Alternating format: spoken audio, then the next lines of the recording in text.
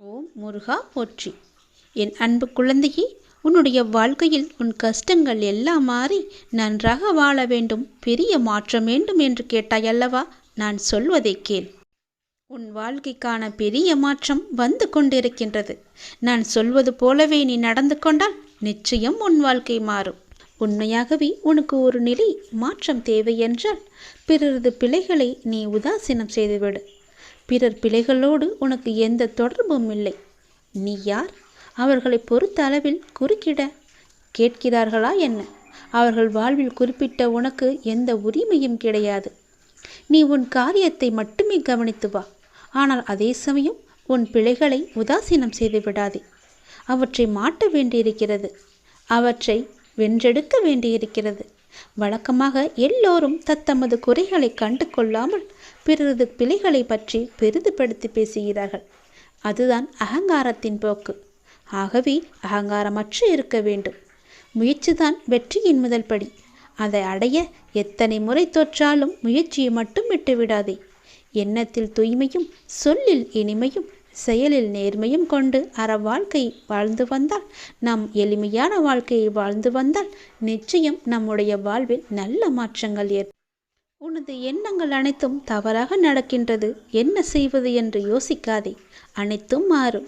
எதிலும் நிதானமாக யோசித்து செயல்படு. அவசரப்படாதே. நிச்சயம் வெற்றி கிட்டும். உன் வாழ்க்கையில் நடக்கின்ற யாவும் உன் கர்ம வினைகளின் படிதான் நடந்து கொண்டிருக்கிறது. அப்படி இருக்கையில் நீ துயரங்களை எதிர்கொண்டுதானே ஆக வேண்டும். உன் கர்ம பந்தத்திலிருந்து விரைந்து விடுபட உன்னால் முடிந்த அளவுக்கு நன்மைகளை செய்து கொண்டே இரு. அந்த நன்மைகளை செய்வதை விட்டுவிடாதே. உன்னிடம் உதவிக்கு வருபவர்களை உதாசீனப்படுத்தாதே. உன்னால் முடிந்த உதவியை இல்லை என்று சொல்லாமல் நீ அவர்களுக்கு செய். இல்லை என்ற சொல்லே உன் வாயிலிருந்து வரக்கூடாது. உன்னை காக்கும், அதுவே இக்கட்டான சூழ்நிலையில் காக்கும். உன்னுடைய தர்மமே உன்னை காக்கும், உன்னை சூழ்ந்து நிற்கும். வாழ்க்கையில் இன்பமும் துன்பமும் அவரவர் கையாளும் வகையில்தான் இருக்கின்றது. மற்றவர்கள் எல்லாம் நிம்மதியாக சந்தோஷத்துடன் வாழ்கின்றார்கள். நமக்கு மட்டும்தான் துயரம் இருக்கிறது என்று நீ புலம்பிக் கொண்டிருக்கிறாய். அது முற்றிலும் தவறு. எல்லோருக்குமே அவரவர் வாழ்க்கையில் சென்று பார்த்தால்தான் தெரியும் அவர்கள் படும் கஷ்டங்கள் என்ன, துயரங்கள் என்ன, எவ்வளவு அனுபவிக்கிறார்கள் என்று. பொறுமையையும் நம்பிக்கையை மட்டும் எந்த சூழ்நிலையிலும் கைவிடாதே. யாரோடும் உன்னை நீ ஒப்பிட்டு கொள்ளாதே. பொறுமையும் நம்பிக்கையும் உன்னில் சூழ்நிலையில் எப்போதும் காப்பாற்றும். உன்னை விட்டு யார் விலகினாலும் நீ கவலைப்படக்கூடாது. எல்லாம் நன்மைக்கே என்று எடுத்துக்கொள்ள வேண்டும். நீங்கள் மென்மேலும் வளர்ச்சியடைந்து வாழ்வில் வெற்றி பெற வேண்டும் என்றால் நான் சொல்வதையெல்லாம் நீ கடைப்பிடித்துதான் ஆக வேண்டும். உனது வாழ்க்கை எல்லா செல்வ வளங்களையும் பெற்று மகிழ்ச்சியாக மாற வேண்டும் என்றால் நான் சொல்வதை நீ கடைப்பிடித்துதான் ஆக வேண்டும். இவை அனைத்துமே உன்னை வந்து சேரும்படி நான் அமைத்து அறிகிறேன். உன் லட்சியத்தில் மட்டும் உன் கவனத்தை செலுத்து. யாருடனும் உன்னை நீ ஒப்பிட்டு பார்க்காதே. உன்னை யாருடனாவது ஒப்பிட்டு பார்க்க வேண்டும் என்று நினைத்தால் நீ உன்னுடனே உன்னை பற்றியே முன்காலத்திலும் இப்போதும் உள்ளபடி நீ ஒப்பிட்டு பார். நிச்சயம் உன் வாழ்க்கை எப்படி மாறியிருக்கிறது என்று உனக்கே தெரியும். மேலும் பெரிய மாற்றம் வேண்டுமென்றால் நான் சொல்வதை இப்போதே கேள். பெரிய மாற்றம் உன்னை தேடி வந்து கொண்டிருக்கிறது. என்னை அன்போடும் உன்னையோடும் கூப்பிடுகின்ற எல்லோருக்கும் நான் பக்கத்திலேயே இருக்கின்றேன். இருப்பது ஒரு வாழ்க்கை. யாரையும் வெறுக்காமல், யாரையும் துன்புறுத்தாமல் நீ வாழ்ந்துவிட்டு நாம் செல்ல வேண்டும். நல்லதே நடக்கும் உனக்கு. ஏனென்றால் நீ நினைத்த செயல் விரைவில் என் ஆசையுடன் உனக்கு நடக்கப் போகின்றது. உன்னை சரியான நேரத்தில் கை தூக்கி விடப் போகின்றேன். தற்போது நடக்கின்ற அனைத்துமே உனக்கு எதிராக நடப்பது போல் தோன்றலாம். ஆனால் இறுதியில் நான் அனைத்தையும் சரி செய்வேன். என்னுடைய நேரத்திற்காக நீ கொஞ்சம் பொறுமையாக காத்திரு. அனைத்தும் உனக்கு வெற்றியாக அமையப் போகிறது. உனக்கு வெற்றியாய் அமைய நான் என்றுமே துணை இருப்பேன். சில நேரங்களில் நீ தனியாக நடக்க வேண்டும். ஏனென்றால் நீங்கள் கூட்டமாக நடக்கும்போது அந்த பாதையை நீ இழக்க எப்போதும் வாய்ப்பிருக்கின்றது. அதை மறந்து விடாதே. கூட்டமாக நடக்கும்போது யாராவது ஒருவர் பின்னே தள்ளிவிடுவர், அல்லது முன்னே தள்ளிவிடுவர், அல்லது பக்கமாக தள்ளிவிடுவர். அதனால் நீ எப்பொழுதும் தனியாகவே நடக்க கற்றுக்கொள். எனவே நீங்கள் தனியாக நடந்து சென்றால் எதற்குமே வருத்தப்பட வேண்டாம். உனக்கு யாரும் துணை இல்லை என்றும் நீ கவலைப்பட வேண்டாம். உன் அருகிலும் உன் பக்கத்திலும் எல்லா புறமும் நான் உன் கூடவே வந்து கொண்டிருப்பேன். ஏனென்றால் நீங்கள் இலக்கை அடைய நான் விரும்புகின்றேன். அந்த கடவுள் விரும்புகின்றார். உன்னுடைய இலக்கு எது என்று அறிந்து நீ சென்று கொண்டிருக்கும் பாதை சரியான பாதையே. அது உனக்கு கிடைக்க வேண்டும் என்பதற்காகத்தான் நான் ஆசைப்படுகின்றேன். உன்னுடன் நான் இருக்கின்றேன் என்ற நம்பிக்கையோடு இரு. எல்லாமே உனக்கு நல்லதாகவே நடக்கும். நீ கொஞ்சம் அமைதியாயிரு. உன்னுடைய சோகம், உன்னுடைய கண்ணீர், உன்னுடைய மனவலி, உன் மனவேதனை அனைத்தையும் நான் அறிந்து வைத்திருக்கின்றேன். அது எல்லாவற்றையும் நான் சரி செய்கிறேன். நீ கவலைப்படாதே. உனக்கான நிம்மதியை நான் நிச்சயம் தருவேன். நீ எல்லாவற்றையும் தேடி சென்ற காலமெல்லாம் விலகிவிட்டது. அனைத்துமே உன்னை தேடி உனது வருகைக்காக காத்திருக்கும் நேரம் இது. நீ அழைக்காமலேயே நான் உன்னை தேடி வருவேன். ஏனென்றால் நீ என்னுடைய பிரியமான குழந்தை. நீ எதை தேடி இத்தனை நாட்கள் அலைந்து திரிந்து கொண்டிருந்தாயோ அது உன்னை தேடி தானாகவே வரப்போகிறது. காத்திரு, பொறுமையாக இரு, அன்பாக இரு, பாசமாக இரு. உன்னை தேடி அது வந்து கொண்டிருக்கிறது. விரைவாகவே உன் கையில் கிடைக்கும். நான் சொல்கிறேன், மீண்டும் ஒரு முறை சொல்கிறேன், நீ எப்பொழுதும் தனியாகத்தான் நடக்க வேண்டும். எது செய்தாலும் தனியாகவே செய். அதுதான் உனக்கும் உன் வாழ்க்கைக்கும் நல்லது. உன் அப்பா நான் சொல்வது உன்னுடைய நன்மைக்காக மட்டுமே. உனக்கான வெற்றி பாதையில் நீ முதல் அச்சை பதித்து விட்டாய். உன் பிரச்சனைகளுக்கெல்லாம் விடிவு காலமும் வந்துவிட்டது. ஆனால் நான் உன்னை இந்த பூமிக்கு அழைத்ததன் நோக்கத்தை நீ மறந்து விட்டாயே.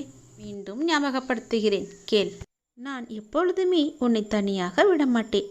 நான் உங்களை ஒருபோதும் ஒரு சூழ்நிலைக்கு அனுப்ப மாட்டேன். நான் உனக்கு பின்னாலும் முன்னாலும் நான்கு புறமும் நீ நடந்து கொண்டிருக்கும் போதும் உட்கார்ந்து கொண்டிருக்கும் போதும் எங்கு சென்றாலும் உனக்கு முன்பாக நான் போய்கொண்டே இருப்பேன். உனக்கு துணையாக பின்னால் வந்து கொண்டே இருப்பேன். உனக்கு ஒளியாக முன்னால் போய் அதற்கான தீபத்தை ஏற்றி அதில் உனக்கு வெற்றி என்ற கிரீடத்தை தருவதற்காக நான் அங்கு இருப்பேன். நீங்கள் இப்போது எந்த சூழ்நிலையை எதிர்கொண்டாலும் நான் உங்களுடன் இருக்கின்ற என்ற நம்பிக்கையுடன் மட்டும் இருங்கள். மற்றவற்றை நான் பார்த்து கொள்கிறேன். உன்னுடைய வாழ்வில் இன்று முதல் உனக்கான காலத்தை நீ தொட்டுவிட்டாய். நீ கஷ்டப்பட்ட எல்லாவற்றிற்கும் உனக்கான நியாயத்தை நான் வழங்குவேன். உன்னை எப்போதும் என் நெஞ்சில் நான் சுமந்து கொண்டே இருக்கின்றேன். இன்று உனக்கான ஒரு நல்ல செய்தியை நான் பரிசீலித்தேன். ஞாபகம் இருக்கின்றதா? இனி தொடர்ந்து மேலும் உனக்கான நல்ல செய்தி வந்து கொண்டே இருக்கும். நீ மனம் தளராதே. மற்றவர்கள் உன்னை வசைப்பாடினாலும் நீ கலங்காதே. யாரை பற்றியும் நீ பேசாதே. உன் கோபத்தை குறைத்துக்கொள். உன் சூழ்நிலைகளை மாற்றி நான் அமைத்து தருகின்றேன்.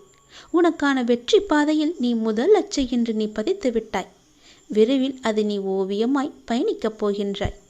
இன்று நீ கண்ணீர் மல்க என் முன் நின்றாயல்லவா? என் பிரச்சனைகளுக்கு விடிவு காலம் இல்லையா என்று கேட்டாயல்லவா? அதற்கு நான் உனக்கு இன்று முதல் நேர்முகமாகவே பதிலளிக்க ஆரம்பித்து விட்டேன். உனக்கு நிச்சயம் நல்லது நடக்கும். வெற்றி பாதையில் நீ நடைபோடப் போகின்றாய். உன்னை விட்டு நான் எங்குமே போக மாட்டேன். உன் கூடவே இருந்து உனக்கு துணையாக எல்லாவற்றையுமே நானே செய்து தருகிறேன். எப்போதும் உன் கூடவே நான் இருப்பேன். எங்கு போனாலும் நீ செய்ய வேண்டியது ஒன்றே ஒன்று மட்டும்தான். எங்கு போனாலும் எது செய்தாலும் என்ன ஆரம்பித்தாலும் என்னிடம் சொல்லிவிட்டு செயல்படு. அதற்கான பதிலை நான் தருகிறேன். இல்லையென்றால் நான் உன் கூடவே வந்து அதற்கான ஏற்பாடுகள் செய்து அதை நல்ல விதமாக முடித்து தருகிறேன். போகும்போதும் வரும்போதும் என்னிடம் சொல்லிவிட்டு செயல்படு. உனக்கு பல நன்மைகளை அதில் நான் வைத்திருப்பேன். நிச்சயம் நன்மையில் முடியும்படி நான் அமைத்து தருகின்றேன். உண்டியலில் காணிக்கை செலுத்துவதற்கு பதிலாக உன்னால் முடிந்த அளவுக்கு பசியில் இருப்போருக்கு வயிறார உணவு கொடு. அதுவே கடவுளுக்கு நீ கொடுக்கும் மகிழ்ச்சி. கடவுள் எப்பொழுதும் உன்னை பற்றியே நினைத்து கொண்டிருக்கிறார். உன் துன்பங்களை பற்றியே நினைத்து கொண்டிருக்கின்றார். உன்னுடைய கர்மக்கள் எல்லாம் ஒழிய வேண்டுமென்றால் உன்னால் முடிந்த அளவுக்கு மற்றவருக்கு வயிறார உணவு இடு. அது போதும். உன் கர்மாக்கள் எல்லாமே ஒழிந்துவிடும். இறைவன் நம் எல்லோரையும் மீண்டும் மீண்டும் படைப்பதற்கு காரணம் என்ன தெரியுமா? நாம் நல்லது செய்ய வேண்டும், நம் கர்மாக்கள் எல்லாம் ஒழிய வேண்டும் என்பதற்காகவே மீண்டும் மீண்டும் நம்மை பிறக்க வைக்கின்றார். இறைவன் அனைவரையும் நல்ல செயல்கள் செய்யத்தான் நம்மை அனுப்பியிருக்கின்றார். ஆனால் தீயதை செய்து தானும் துன்பப்பட்டு மற்றவர்களையும் துன்பப்படுத்த அல்ல என்று அனைவரும் உணர வேண்டும். எல்லாம் உங்கள் எண்ணங்களில்தான் இருக்கிறது. உங்கள் மனதுகளில்தான் இருக்கிறது, உங்கள் செயல்களில்தான் இருக்கிறது. நீங்கள் மனது வைத்தால் நிச்சயம் நடக்கும். அது எப்போது என்றுதான் உனக்கும் தெரியவில்லை, அனுப்பி வைத்த எனக்கும் தெரியவில்லை. எதற்காக அனுப்பினோ அதை மறந்துவிட்டு நீயே ஒரு வழியில் போய்க் கொண்டிருக்கின்றாய். அது உனக்கான வெற்றி பாதையாக இருக்கும். கவலைப்படாதே. இருந்தாலும் நான் அனுப்பியதன் கடமையும் நீ செய்ய வேண்டுமல்லவா? செய்து வா, உனக்கு நல்லது நடக்கும். நடந்ததை நினைத்து நீ வருந்தியது போதும். நான் உனக்கு அளிக்கப் போகும் இன்பங்களை அனுபவிக்க நீ தயாராக இரு. வருகின்ற காலம் உனக்கு வசந்த காலமாகவே இருக்கும். இந்த உலகத்தில் நல்லதுக்கே காலமில்லை என்று புலம்புபவர்கள்தான் நிறைய பேர். அப்படியென்றால் இது உனக்கான பதிவு. இதை நீ முழுமையாக கேள், எல்லாம் உனக்கு விளங்கும். உண்மையாக இருந்தால் பிரச்சனை வரும் என்று அஞ்சுகிறீர்களா? நீங்கள் நினைப்பது போல அது ஒன்றும் பெரிய விஷயமில்லை. ஆனால் இந்த உலகத்தில் உண்மையாக இருப்பவர்களுக்கு பல சோதனைகள் வரும். வரலாற்று காலம் தொடங்கி தற்காலம் வரை இந்த உலகத்தில் நல்லதுக்கே காலமில்லை என்று புலம்புபவர்கள்தான் அதிகமானோர். உண்மையாகவும் நேர்மையாகவும் இருந்தால் நாம் தினந்தோறும் பல்வேறு விதமான பிரச்சனைகளை சந்தித்து கொண்டே இருக்கின்றோம். பல வேளைகளில் நேர்மையாக நடந்து கொள்வதே நம் கிடையாது. பல நேரங்களில் நமக்கு என்று தனி நீதியை நாம் வகுத்துக் கொள்கின்றோம். நம்மை சுற்றியுள்ள நண்பர்களிடமும் மனிதர்களிடமும் சின்ன சின்ன பொய்கள் எல்லாம் சொல்லிக்கொண்டே இருக்கிறோம். ஏன் இப்படி பொய் பேசுகிறோம் என பலர் நம்மை நாமே கேட்டுக்கொள்வதும் உண்டு. ஒவ்வொரு நாளும் பலதரப்பட்ட மனிதர்களிடம் வெவ்வேறு விஷயங்களை மாற்றி பேச நேரிடும். நம்மை பற்றி அவர் அவதூறாக நினைத்துவிடக்கூடாது என்பதுதான் அதன் முதன்மையான காரணமாக இருக்கும். அலுவலகத்தில் உயர் அதிகாரிகளை சமாளிக்க, வீட்டிலுள்ள பெற்றோருக்கு நம்பிக்கையை ஏற்படுத்த, நெருக்கமானவர்கள் நம்மை நினைத்து பயப்படாமல் இருக்க, அவர்கள் நம்மை தவறாக நினைத்துவிடக்கூடாது என்று கவலைப்படக்கூடாது என்பதற்காக பல்வேறு விதமான காரணங்கள் இருக்கும் என பல காரணங்கள் நீண்டு கொண்டே போகும். உண்மையை சொல்லும்போது எதிராளிக்கு நம் மீது தவறான எண்ணம் ஏற்படுவதில்லை. அவர்கள் நம் மீது வைக்கும் நம்பிக்கை மேலும் உயர்கிறது. அதனால் எது செய்தாலும் உண்மையை மட்டுமே சொல்லுங்கள். ஒரு பொய்யை மறைக்க 1000 பொய் கூட சொல்ல நேரிடும். அதனால் ஒரே ஒரு உண்மையை சொல்லிவிட்டால் நமக்கும் பயமில்லை, நம் எதிராளிக்கும் நம் மீது நல்ல ஒரு அபிப்பிராயம் ஏற்பட்டுவிடும். நம் மதிப்பை அது உயர்த்திவிடும். உண்மையை மட்டுமே பேசி வரும்போது நம்முடைய தன்னம்பிக்கையும் அதிகரிக்கும். அதனால் தயக்கமின்றி, ஏதுமின்றி உரக்கச் சொல். உண்மையை உரக்கச் சொல். பின்னால் வருவதை பார்த்து கொள்ளலாம். பொய்யை சொல்லி மாட்டிக்கொள்வதை விட உண்மையை சொல்லி ஒரு நாள் கஷ்டத்தை அனுபவித்து விடலாம். பிறகு நமக்கு எப்பொழுதுமே மகிழ்ச்சிதானே. நாம் பயந்து பயந்து வாழ வேண்டும் என்ற அவசியம் கிடையாதே. எல்லாவற்றிலும் துணிந்து நாம் இறங்கிவிட்டால் பிறகு ஏன் பயப்பட வேண்டும்?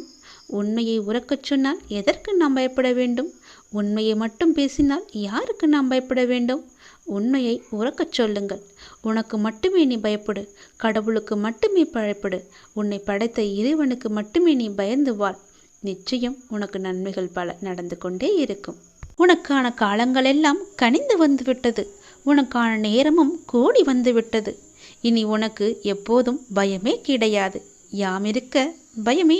நான் உன்னோடு இருப்பதால் புயல்கள் உன்னை நோக்கி வராது என்று உத்தரவாதம் இல்லை.